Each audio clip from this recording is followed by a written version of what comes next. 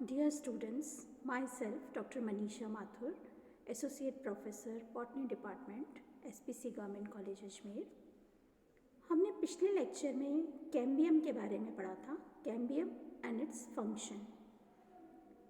आज हम ये पढ़ेंगे कि there are two different types of cambium cells. जो कैम्बियम है वो एक सिंगल लेयर्ड स्ट्रक्चर है जो कि मेरिस्टेमेटिक सेल्स का बना हुआ है, और इस कैम्बियम के अंदर दो तरह के सेल्स पाए जाते हैं।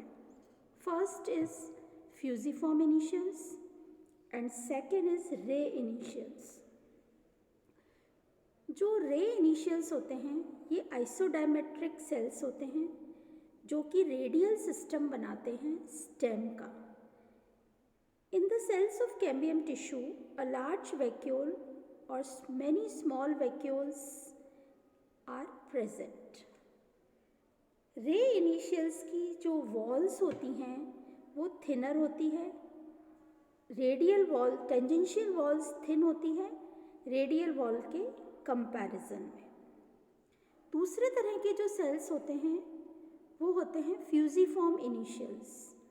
जो फ्यूजिफॉर्म इनिशियल सेल्स हैं ये इलोंगेट टेपरिंग सेल्स हैं जो कि सारे सेल्स बनाते हैं वर्टिकल सिस्टम के, या अपन कह सकते हैं ये जो फ्यूजिफॉर्म सेल्स हैं, फ्यूजिफॉर्म इनिशियल्स हैं, ये चौड़ाई में कम होते हैं, they are less in width and more in length, और फ्यूजिफॉर्म शेप के होते हैं या प्रिज्म शेप के होते हैं मिडल पार्ट में, और wedge shaped at both the ends.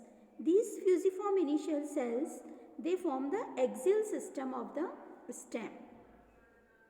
ये आप देखिए इसमें डायग्राम,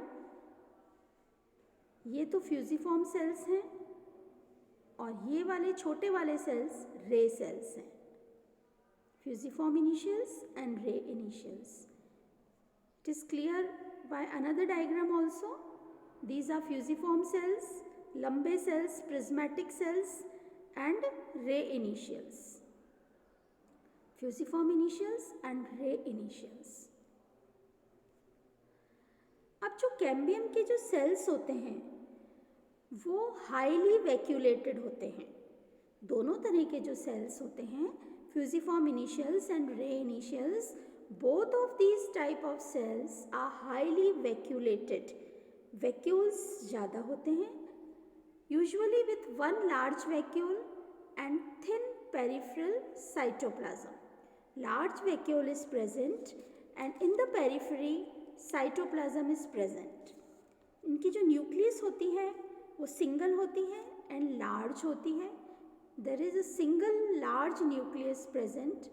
और जो फ्यूजिफॉर्म सेल्स होते हैं, जो प्रिज्मेटिक सेल्स होते हैं, जो लंबे सेल्स होते हैं, उनकी जो न्यूक्लियस होती है वो इलोंगेटेड होती है, वो लंबी न्यूक्लियस होती है, क्योंकि सेल्स भी लंबे होते हैं, cells are also long, so nucleus is also elongated. The walls of cambium cells have primary pit fields with plasmodesmata.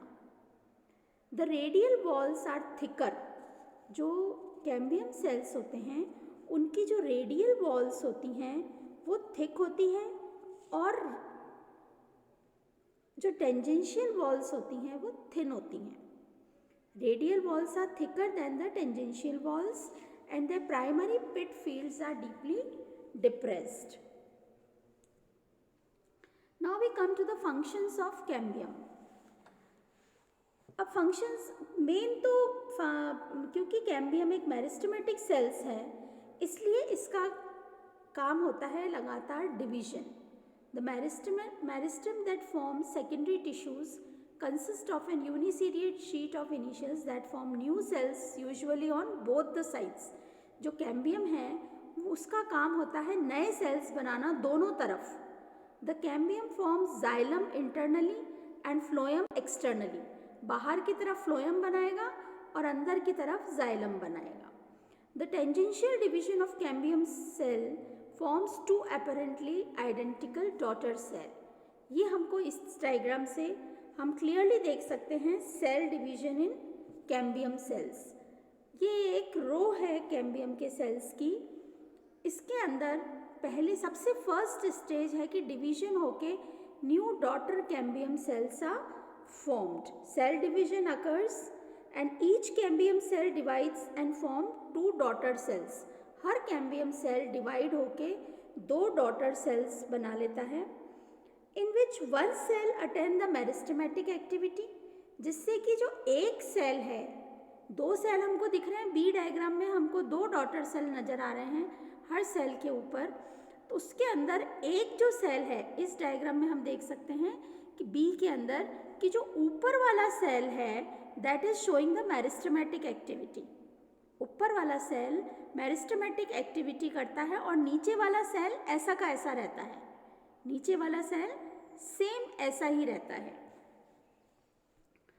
तो one cell attends the meristematic activity and divide continuously.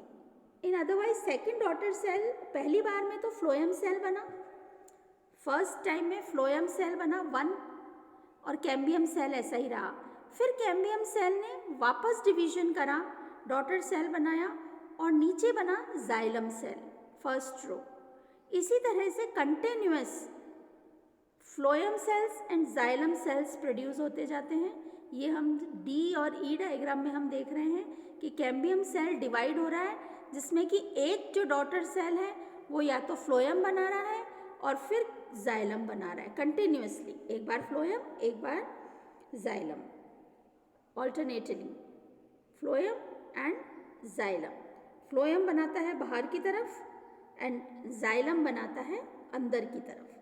तो इस तरह से secondary xylem and secondary phloem is formed. Xylem 1, xylem 2, phloem 1, phloem 2, ये हम इस diagram में भी क्लियर देख सकते हैं, showing the formation of xylem and phloem by the cambium and changes in the position of phloem and cambium by the activity।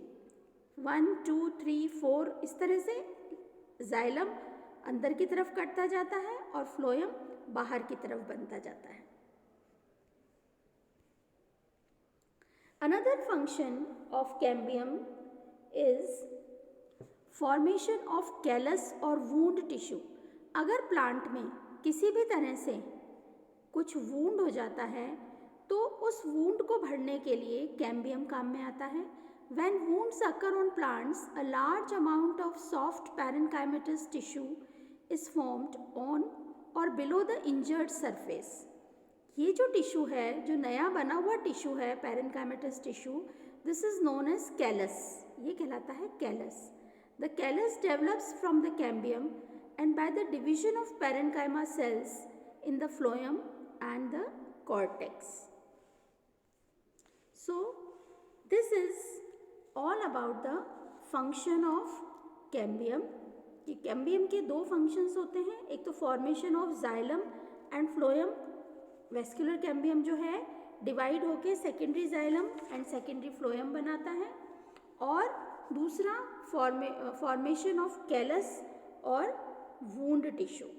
So this was all about cambium and its functions। Now we will start with another topic in another class। Okay, thank you।